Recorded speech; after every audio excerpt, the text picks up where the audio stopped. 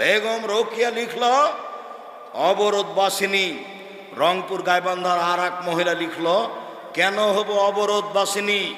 বেগম রোকেয়া নিন্দা করতে করতে বলছে ছি ছি ছি, মহিলাদের অবস্থা এমন করে পর্দা করতে হবে। কেমন করে পর্দা করেছে? আরে হজ সফরে গেছে, মহিমাগঞ্জ গাইবান্ধা বগুড়া স্টেশনে মেয়েরা বসে আছে, তখন পর্দার জন্য একটা বড় চাদর ওদের উপরে ঘেরে দিয়ে চাপিয়ে দেওয়া আছে। এখন স্টেশন মাস্টার ওখানে গিয়ে বলছে প্ল্যাটফর্মে, এই এগুলো কিসের বস্তা গো, এগুলো কিসের বস্তা গো? পা দিয়ে লাথে লাথে দেখছে। এভাবে বেগম রোকেয়া বলছে, বেগম রোকেয়া আপনার মেয়েকে সম্মান করেছে। বেগম রোকেয়া কলম ধরেছে অবরোধবাসিনী, আমাকে ঘেরে রেখেছে। কলম আবার লিখা হয়েছে কেন হব অবরোধবাসিনী। সম অধিকার নাই, মর্যাদা চাই। কিসের সম অধিকার? সম অধিকার নিয়ে পুরুষের সাথে দিন কাটিয়ে জেনা করতে রাজি নয়। সম অধিকার নিয়ে পুরুষের সাথে 24 ঘন্টা কাটিয়ে জেনা করতে রাজি নয়। সব জায়গায় পুরুষ নারী। আর সেদিন নাই, জাহেলিয়াত ফিরে এসেছে। আবার মানুষ মেয়েকে মাটিতে পুঁতে দিবে। ইহুদি খ্রিস্টান মনে করে ওরা উপভোগের বস্তু।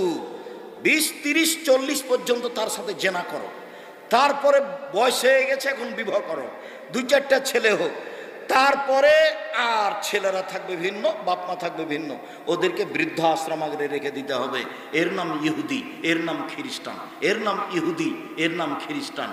ওরা মহিলাদেরকে মনে করে উপভোগের বস্তু। এরা পশু, এরা গরু ছাগল, এরা কিছুই না, এরা পচা, এরা ঘৃণিত জিনিস, এরা উপভোগের জিনিস। উপভোগ শেষ, এদের ফেলে দিতে হবে। এরাই ইহুদি, এরাই খ্রিস্টান। পক্ষান্তরে মোহাম্মদ সাল্লাল্লাহু আলাইহি সাল্লাম বলেন, আয়েশা জি তোমার হায়েজ হয়েছে তো তুমি শাড়ির নিচে, ছায়া মেক্সের নিচে একটা অতিরিক্ত কাপড় ব্যবহার করো। আমি একটা অতিরিক্ত কাপড় ব্যবহার করি, ফাইবা শেরুনি। তারপর আল্লাহর নবী আমার গায়ের সাথে গাও লাগিয়ে থাকে। দুইজনের গায়ের মাঝে কোনো কাপড় থাকে না। মোহাম্মদ সাল্লাল্লাহু আলাইহি সাল্লাম আয়েশা রাদিয়াল্লাহু আনহা বলছে। এবার মেয়েদের মান বেড়ে গেল। ওরা মেয়েদেরকে হাইজ অবস্থায় কোথায় রাখলো?